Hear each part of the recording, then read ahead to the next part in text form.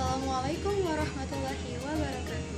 Halo teman-teman, selamat berjumpa dengan saya Andriana Septiani Senia dengan NIM 2220201046.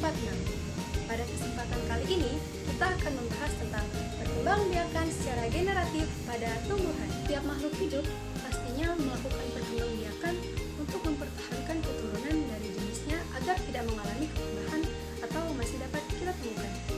Tidak hanya manusia dan hewan, tumbuhan juga mengalami perkembangbiakan dengan tujuan sama. Proses perkembangbiakan pada tumbuhan terbagi menjadi dua, yaitu vegetatif dan generatif. Di sini kita akan membahas tentang perkembangbiakan tumbuhan secara generatif. Perkembangbiakan secara generatif.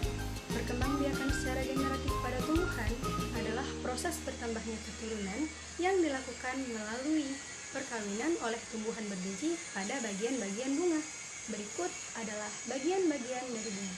Jadi teman-teman, bagian-bagian yang terdapat di bunga yaitu mahkota bunga, benang sari sebagai alat kelamin jantan yang terdiri dari kepala sari dan tangkai sari, putik sebagai alat kelamin betina yang terdiri dari kepala putik dan tangkai putik, kelopak bunga, bakal biji, dasar bunga, dan tangkai bunga.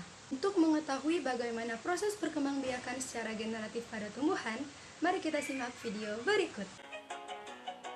Proses perkembangbiakan diawali dengan jatuhnya serbuk sari di kepala putik.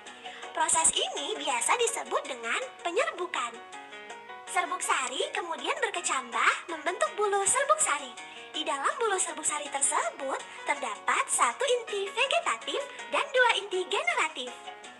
Selanjutnya, bulu serbuk sari membentuk saluran menuju ruang bakal biji dengan inti vegetatif sebagai penunjuk jalan.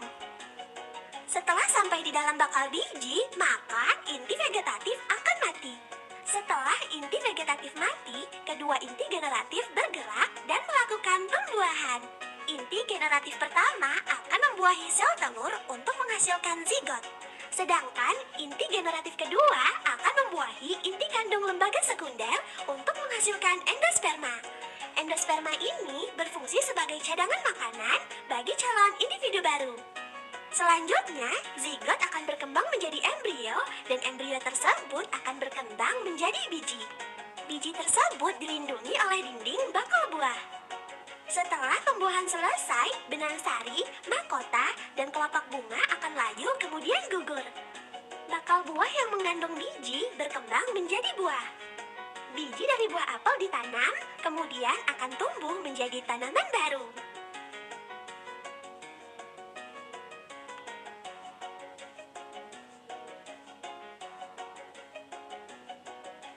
Setelah mengetahui proses perkembangbiakan pada tumbuhan, ternyata perkembangbiakan tumbuhan secara generatif terbagi menjadi beberapa jenis loh. Yang pertama, konjugasi, yaitu perkembangbiakan tumbuhan secara kawin namun tidak diketahui jenis alat kelaminnya. Konjugasi ini umumnya terjadi pada ganggang hijau. Yang kedua, isogami, yaitu perkembangbiakan yang melibatkan dua sel gamet yang memiliki kelamin yang sama besar.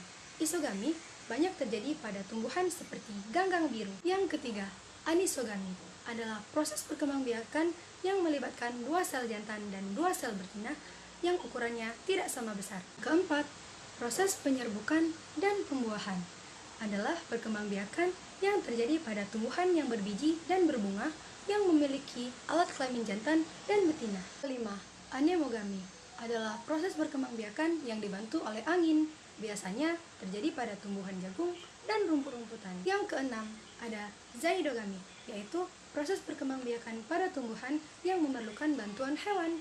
Dan yang terakhir, ada hidrogami, yaitu proses perkembangbiakan pada tumbuhan yang memerlukan bantuan air.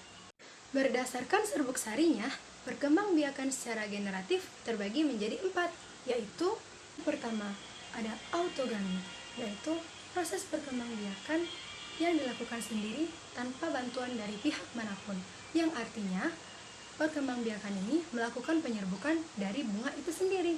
Yang kedua, ada geitogami atau tetangga, yaitu proses perkembangbiakan yang melibatkan tumbuhan di dekatnya yang masih tergolong satu tanaman. Tiga, ada allogami atau silang, yaitu proses perkembangbiakan yang terjadi ketika serbuk sari jatuh kepada kepala putik milik bunga lain, namun masih memiliki jenis yang sama. Dan yang keempat, ada bastard atau hybrid, yaitu proses perkembangbiakan yang melibatkan bunga dan tanaman yang memiliki jenis. Contoh-contoh tanaman yang mengalami proses perkembangbiakan secara generatif antara lain tomat, cabai, terong, mangga, padi, kelapa, dan lain sebagainya.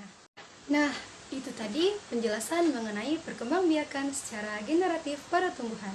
Semoga materi yang telah saya sampaikan bermanfaat bagi kita semua. Terima kasih. Saya akhiri. Zikir, fikir, dan amal soleh. Wallahul muwaffiq ila aqwamit thoriq. Wassalamualaikum warahmatullahi wabarakatuh.